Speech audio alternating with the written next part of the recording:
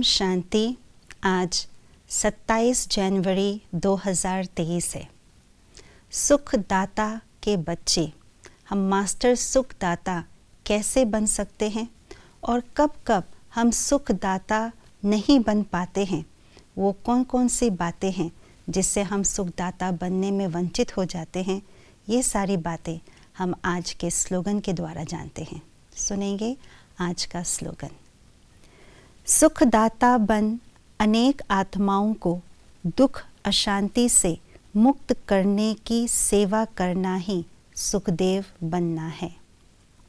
सुखदाता भगवान बाप के हम मास्टर सुखदाता बच्चे हैं, क्योंकि जो बाप का कर्तव्य होता है वही बच्चों का भी कर्तव्य होता है, अर्थात सुख देने का कर्तव्य, शांति प्रदान करने का कर्तव्य।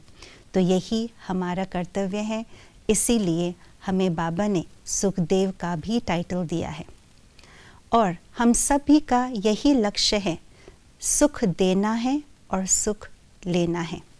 ये लक्ष्य तो सदा याद रहते हैं कि हमें सुख देना है, परंतु ये लक्ष्य भूल जाते हैं कि हमें सुख लेना भी है, अर्थात दुख नहीं लेना है। हम सुख देते हैं परंतु कभी कभी दुख ले लेते हैं।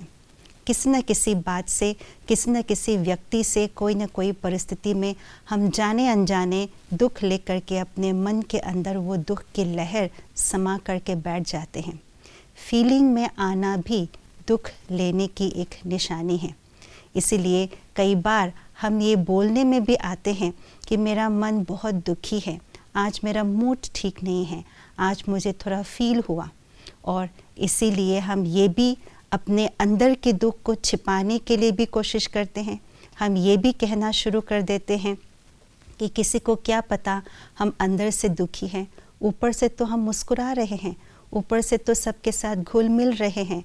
इसका मतलब है ये है कि हम सभी को सुख दे रहे हैं, परंतु नहीं। सुख देना केवल ऊपर से मुस्कुराना या ऊपर से खुश होने का जो हम दिखाते हैं वो नहीं है। जब आत्मा अंदर से दुखी होती है तो वो दुखी की जो लहर है, दुख होने की जो लहर है, वो वाइब्रेशन बन करके चारों ओर फैलने लगता है।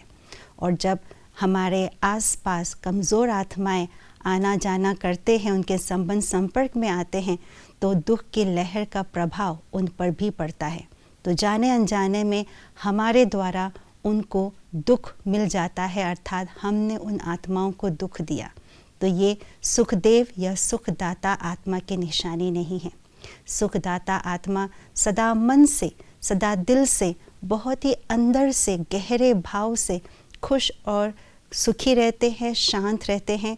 इसलिए वो सुख शांति की शक्तिशाली वाइब्रेशन चारों ओर फैलाते हैं और हर आत्मा को सुख और शांति का दान देते हुए उन्हें अशांति से, दुख से मुक्त कर देते हैं।